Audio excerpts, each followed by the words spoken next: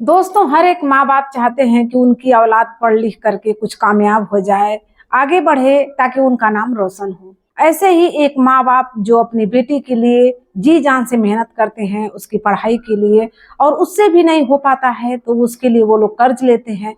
और कर्ज चुकता न होने के कारण जो कर्जदार होते हैं वो आ जाते हैं उनके घर पर, और आते ही उसकी बेटी को जब देखते हैं तो उनकी बेटी की जवानी उन लोगों की आंखों में खटकने लगती है। जो कर्जदार होते हैं वो सोचते हैं कि चलो अगर ये नहीं दे पाएंगे तो इनकी बेटी से वसूल लेंगे।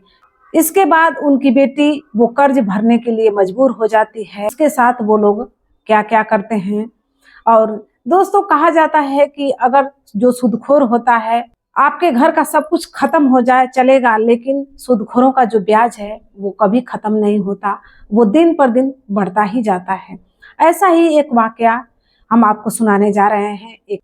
दोस्तों, अगर आप हमारे चैनल पर नए हैं तो चैनल को सब्सक्राइब कर लीजिए, वीडियो को लाइक कीजिएगा और वीडियो के अंत तक जरूर बने रहिएगा। दोस्तों, आज की जो मैं कहानी आप लोगों को सुनाने जा रही हूँ, ये कहानी उत्तर प्रदेश के बलरामपुर जिले की है। बलरामपुर जिले में ही एक परिवार रहता है। पिताजी का नाम होता है राम, और बेटी जो 10 साल की होती है जिसका नाम होता है दीपा। दीपा पढ़ने लिखने में काफ़ी अच्छी होती है। वो लोग माता पिता दिन रात मेहनत करते हैं उसकी पढ़ाई के लिए कि किसी तरह उसकी पढ़ाई जारी रहे। इसके बाद क्योंकि वो पढ़ने लिखने में अच्छी थी इसीलिए वो लोग काफ़ी मेहनत करते हैं। और इसके बाद वो गांव से उसकी जो पढ़ाई होती है वो पूरी हो जाती है, +2 गांव से ही कर लेती है। इसके बाद अब उसे ग्रेजुएशन के लिए बाहर जाना होता है, जो बलरामपुर डिस्ट्रिक्ट में इसकी व्यवस्था होती है। इसके बाद अपने माता पिता से वो कहती है, तो जो राम अवध जी होते हैं वो कहते हैं कि ठीक है, उसके लिए एक स्कूटी लेते हैं, जो कि कर्ज लेकर के ही लेते हैं। उनके पास इतना आय इनकम नहीं होता है कि वो अपने घर से पैसे लेकर के उसे स्कूटी ले। इसके बाद जब स्कूटी उसे दिला देते हैं, उसकी किस्त बहुत ही ज़्यादा दिनों तक चलती है, जब तक कि दीपा की ग्रेजुएशन पूरी नहीं हो जाती है। दीपा अपने पिताजी से कहती है कि पिताजी, मैं आगे की पढ़ाई करना चाहती हूँ। उसके पिताजी कहते हैं कि ठीक है, कोई बात नहीं, तो कहाँ पढ़ने जाना है? वो कहती है कि मैं इलाहाबाद जाना चाहती हूँ, प्रयागराज। वो कहते हैं कि ठीक है। इसके बाद अब दीपा तैयारी करने लगती है अपना प्रयागराज जाने के लिए, लेकिन अब उसके पिताजी के पास उतना पैसे नहीं होते हैं, क्योंकि वहां जाना था तो उसका एडमिशन भी कराना था, उसके लिए रूम भी लेना था।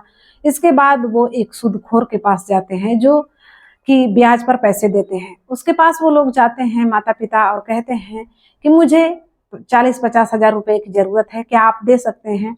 वो ब्याज पर पैसे देता था। वो कहता है कि हाँ, क्यों नहीं, मिल जाएंगे। तो खोर कहता है कि पैसे तो मैं दे दूंगा 5% पर, लेकिन क्या है कि जब भी मैं तुमसे पैसे लेने जाऊं तो तुम्हें कोई बहाना नहीं बनाना है, कोई बहाना नहीं चलेगा मेरे सामने। दीपा के पिताजी बड़े ही मजबूत मन से कहते हैं कि कोई बात नहीं, आप टेंशन मत लीजिए, मैं आपका पैसा सूद समेत आपको वापस कर दूंगा, उसकी कोई चिंता मत कीजिए। इसके बाद वो सूदखोर उन्हें 50,000 रुपए देता है। वो ले करके आते हैं और दीपा के हाथ में देते हैं और कहते हैं कि बेटा पढ़ाई करना। लेकिन वो शहर तो जा रही थी प्रयागराज, लेकिन अब दीपा के पिताजी को एक बात की चिंता सताती है जो हर माता पिता को होती है। वो सोचते हैं कि जो दीपा के साथ की लड़कियां थी, किसी की तो शादी हो गई थी, किसी की कहीं कहीं ऐसे सुनाई देता था कि वो इससे बात करती है, उससे बात करती है, उसके साथ वो भाग गई। इसी बात की चिंता उन्हें सताती है कि कहीं मेरी भी बेटी किसी के बहकावे में ना आ जाए, हमारा नाम न डुबा दे। इसकी चिंता उन्हें सताती है, क्योंकि ये चिंता भी जायज थी। वो बहुत ही उसे समझाते हैं और कहते हैं कि बेटा अपने काम से काम रखना, क्योंकि दीपा भी बहुत ही अच्छी थी, गांव में ही पढ़ाई करती थी अपने जो शहर में रह करके, तो बहुत ही अच्छे से रहती थी, घर में आती थी, सीधे स्कूल से घर आती थी और घर से सीधे स्कूल जाती थी।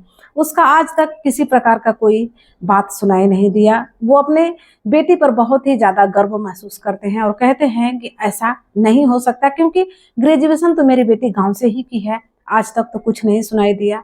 इसके बाद वो कहते हैं कि बेटा देखना, मेरी इज्जत अब तुम्हारे हाथ में है।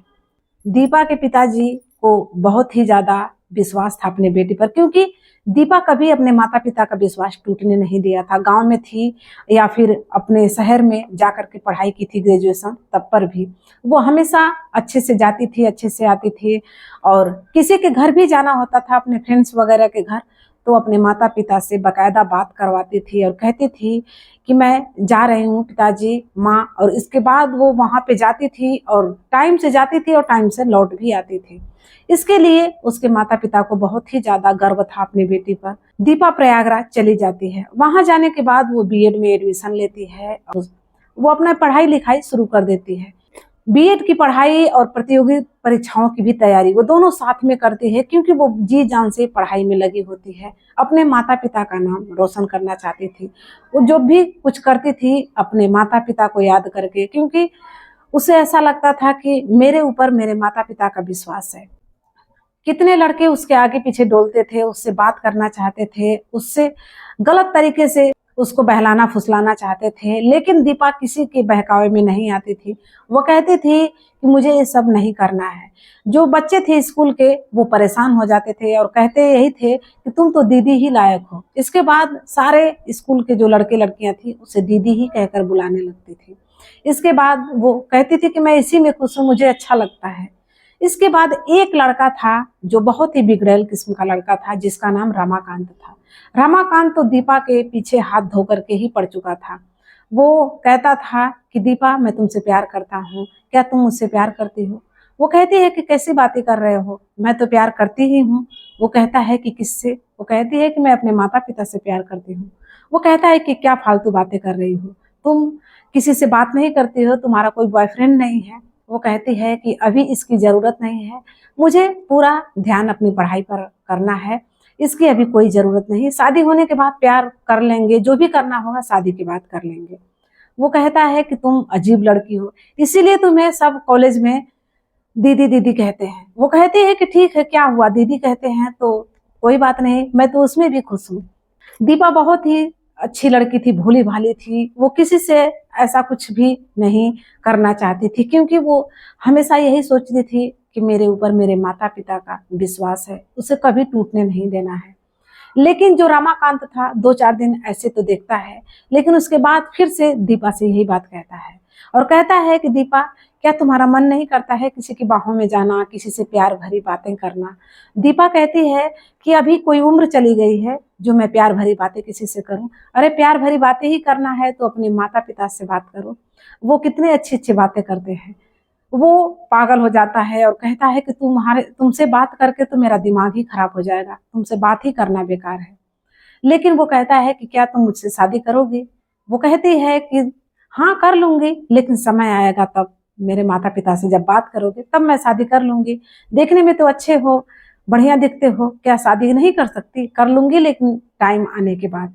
इसके बाद वो उसका पीछा छोड़ देता है। वो जान जाता है कि दीपा के आगे किसी की दाल गलने वाली नहीं है। दीपा अपने पढ़ाई पर पूरा ध्यान दे रही थी, सब कुछ ठीक ठाक चल रहा था। दीपा की पढ़ाई लिखाई भी चल रही थी। हर महीने उसके पिताजी, जब उसके पैसे की जरूरत होती थी तो उसके पिताजी उसी सूदखोर के पास जाते थे और उससे पैसे लेकर के अपनी बेटी को देते थे। जब कुछ पैसा ज्यादा इकट्ठा हो गया, जो वो सूदखोर था उसके माता पिता के पास 1 बीघे जमीन थी, उस जमीन को वो रख लेता है अपने पास, उसके जो कागजात होते हैं। वो कहता है कि ये जमीन अब हमारे अंडर में है, क्योंकि तुमने कुछ ज्यादा ही पैसा ले लिया है। वो कहते हैं कि ठीक है। इसके बाद एक दिन दीपा से उसकी माँ कहती है कि बेटी कब तक तुम्हारी नौकरी लगेगी, हम तो बहुत ही ज्यादा कर्जे में आ गए हैं, हमारी स्थिति बहुत ही ज्यादा खराब हो चुकी है। जो कर्जे वाले हैं वो हमारे दरवाजे पर रोज रोज आते हैं और हमें परेशान करते हैं। इतनी बात दीपा सुनती है, दीपा को भी बहुत ही तकलीफ होती है। वो सोचती है कि अब क्या करूं, क्योंकि वो तो वहां पे बहुत ही उम्मीद से गई थी, लेकिन वहां पे ऐसा दुर्भाग्य उसका कि वो कुछ कर नहीं पाती है। इसके बाद वो बहुत तरह तरह की बातें सोचती है और कहती है कि कोई बात नहीं, अब पढ़ाई जितनी करनी थी उतनी हो गई। अब वो वापस गांव चली आती है अपने माता पिता के पास।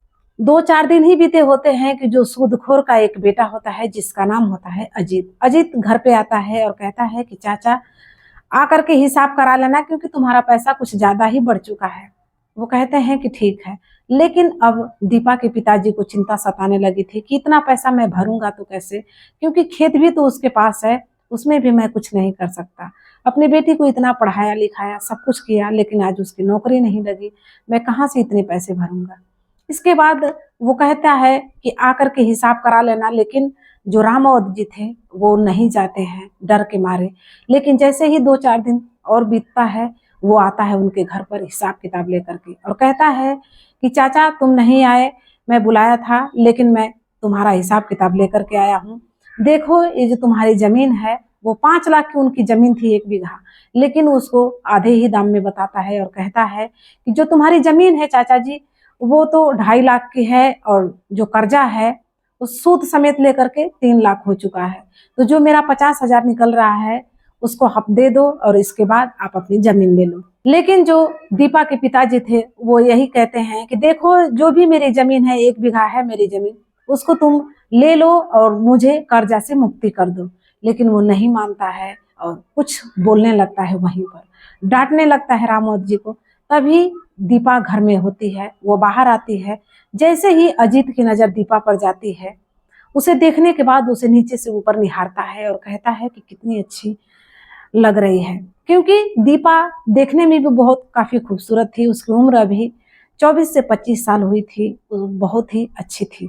जैसे ही उसको देखता है उसकी जवानी उसकी आंखों में खटकने लगती है और वो मन ही मन सोचने लगता है जो कर्जा लिया है इसके पिताजी ने वो बेटी से ही कर्जा चुका लूंगा। इसके बाद वो वहीं पर कहता है, जो उसके पिताजी होते हैं दीपा के, वो कहते हैं कि मुझे परेशान मत करो, मैं पहले से ही ज्यादा परेशान हूँ। वो कहता है कि देखिए आपको मैंने पहले ही बताया था कि जब पैसा देना हो तो कोई बहानेबाजी नहीं चलेगी कि फलाना हमारी जो फला हमारी परेशानी है, ये परेशानी है, वो परेशानी है, ऐसा कुछ भी नहीं चलेगा।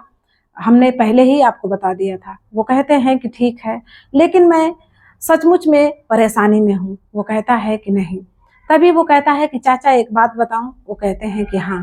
वो कहता है कि देखिए कर्जा भी चुकता हो जाएगा और आपकी स्थिति भी ठीक हो जाएगी। इसके बाद वो कहता है दीपा के पिताजी से कि मेरा एक स्कूल है जो 10वीं तक होता है, उसका एक स्कूल भी होता है। वो कहता है कि मेरा एक स्कूल है, उसमें अगर आपकी बेटी चाहे तो पढ़ा सकती है और सबको मैं 5,000 रुपये देता हूँ, लेकिन आपकी बेटी को मैं 7,000 रुपये दूंगा। उसके पिताजी भी कहते हैं कि ठीक है। दीपा की ओर देखते हैं, दीपा हाँ में सिर हिलाती है। इसके बाद दीपा तैयार हो जाती है स्कूल में पढ़ाने के लिए। अगले दिन से वो स्कूल भी जाना शुरू कर देती है, वहां जाती है, पढ़ाती है।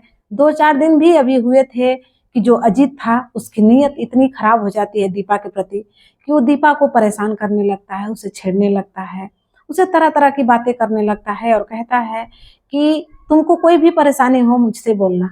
इसके बाद दीपा समझ जाती है, लेकिन वो कुछ नहीं बोलती है क्योंकि उसकी मजबूरी थी। इसके बाद दीपा को एक दिन अपने केबिन में बुलाता है और कहता है कि दीपा देखो, सबकी जितनी तनख्वाह है उससे ज्यादा मैं तुम्हारी तनख्वाह लगाया हूँ, लेकिन मेरा अगर कहना मानोगी तो हो सकता है तो उससे ज्यादा भी तुम्हारी तनख्वाह है मैं लगा सकता हूँ।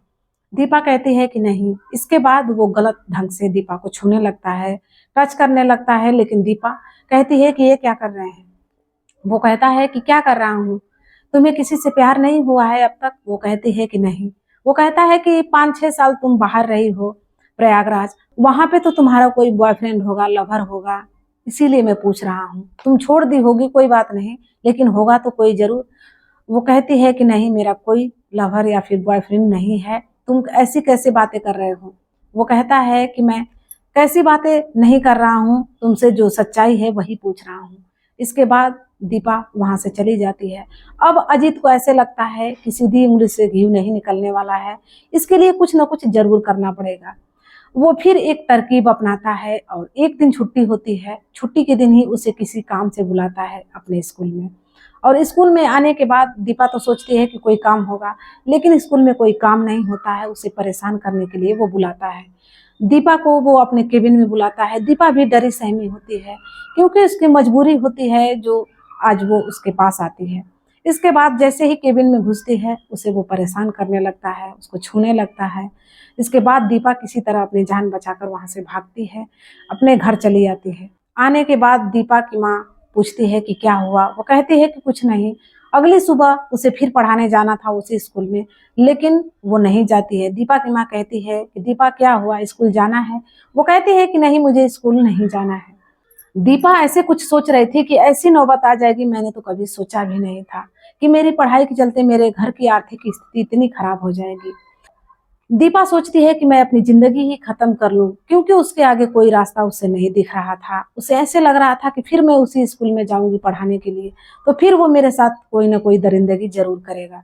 इसके बाद वो इसी उधेड़-बुन में लगी होती है कि दीपा के घर का पता पूछते पूछते वही लड़का आ जाता है एक दिन, जिसका नाम रमाकांत होता है, जो प्रयागराज में उसे मिला था। वो जैसे ही आता है, वो उनके माता पिता से पूछता है, दीपा के माता पिता से, कि क्या यही दीपा का घर है। दीपा के माता पिता कहते हैं कि हाँ बेटे, यही दीपा का घर है, लेकिन क्या बात है। वो कहता है कि मुझे दीपा से मिलना है, क्योंकि दीपा, जब ऐसा उसके साथ हो चुका था, दीपा अपने घर के अंदर ही रहती थी और बड़ी खोई खोई सी रहती थी। उसको समझ में नहीं आता था कि वो क्या करे। दीपा अपनी जान देने के लिए हर समय सोचती है कि मैं अपनी जान ही दे दूंगी, सारा झंझट ही खत्म हो जाएगा। लेकिन जैसे ही वो दीपा का नाम लेता है और ऐसा कहते वो अंदर जाता है, दीपा जब उसे दिखाई देती है तो कहता है कि दीपा। दीपा जैसे ही रमाकांत को देखती है, वो हैरान नजरों से उसे देखती है और कहती है कि तुम यहाँ पर क्या कर रहे हो, कैसे आ गए। वो कहता है कि मैं तुम्हारा एड्रेस पूछते पूछते बड़ी ही मुश्किल से तुम्हारे घर तक आया हूँ, और तुम ऐसी बातें कर रही हो कि तुम यहाँ पर। वो कहती है कि नहीं, मैंने तो कभी तुम्हें एड्रेस ही नहीं बताया था, इसीलिए मैं हैरान हूँ कि तुम कैसे आ गए। इसके बाद दीपा कहती है कि बैठो। दीपा की माँ उसे नाश्ता पानी कराती है। इसके बाद अब वो कहता है कि दीपा, क्या मुझसे शादी करोगी। उसे वही बात ध्यान होती है कि दीपा ने एक बार कहा था कि तुम तो देखने में भी अच्छे हो, लेकिन मेरे माता पिता से अगर बात करोगे तो मेरी शादी तुमसे हो जाएगी। इसके बाद दीपा ने कुछ भी नहीं कहा और इसी बात को लेकर के आज वो उसके घर तक आया है। इसके बाद वो दीपा के पिताजी से बात करता है और कहता है कि मैं आपकी बेटी से शादी करना चाहता हूँ। वो कहते हैं कि मैं क्या बताऊं बेटा, मेरी स्थिति बहुत ही खराब है, मेरे घर की स्थिति देख रहे हो। वो कहता है कि हाँ, मैं सब कुछ जानता हूँ, सब कुछ देख रहा हूँ, मेरे सामने ही सब कुछ है। रमाकांत दीपा से कहता है कि दीपा, मेरी 6 महीना पहले नौकरी लगी है पुलिस में, और इसके बाद जो घर वाले थे मुझे बहुत ही ज्यादा परेशान कर रहे थे शादी करने के लिए, लेकिन मैंने उनसे एक ही प्रस्ताव रखा है और बड़ी ही मुश्किल से उन्हें मना करके मैं यहाँ पर आया हूँ। कि एक लड़की है जो मेरी जिंदगी में आई थी, उसने एक बात ही मुझसे कहा था कि अगर तुम मेरे माता पिता से बात करोगे तो मैं शादी कर सकती हूँ, अगर वो शादी उसकी नहीं हुई होगी तो मैं उससे शादी करूंगा। इसके बाद अगर वो शादी कर ली होगी तो आप लोग चाहे जहां मेरी शादी कर देंगे, मैं तैयार हूँ, इसीलिए मैं यहाँ पर आया हूँ। वो कहता है कि तुम्हारी शादी हुई कि नहीं। वो कहती है कि नहीं, मेरी शादी तो अभी नहीं हुई। इसके बाद जो दीपा के पिताजी होते हैं वो कहते हैं कि बेटा, मेरी स्थिति ठीक ठाक नहीं है, तुम कहीं और शादी कर लो, हम तो अपनी बराबरी में ही शादी करेंगे। वो कहता है कि नहीं पिताजी, बराबरी की बात नहीं है, मैंने दीपा से सच्चा प्यार किया था। इसके बाद क्या था, रमाकांत तैयार हो जाता है और कहता है कि मैं हर तरह से तैयार हूँ बस दीपा से शादी करने के लिए। आप लोग का मुझे कुछ भी नहीं चाहिए, मैं दीपा को बस लेकर के जाना चाहता हूँ। इसके बाद वो कहता है कि सब कुछ मेरा होगा, मैं दूंगा, लेकिन आपकी बेटी मैं लेकर के जाऊंगा।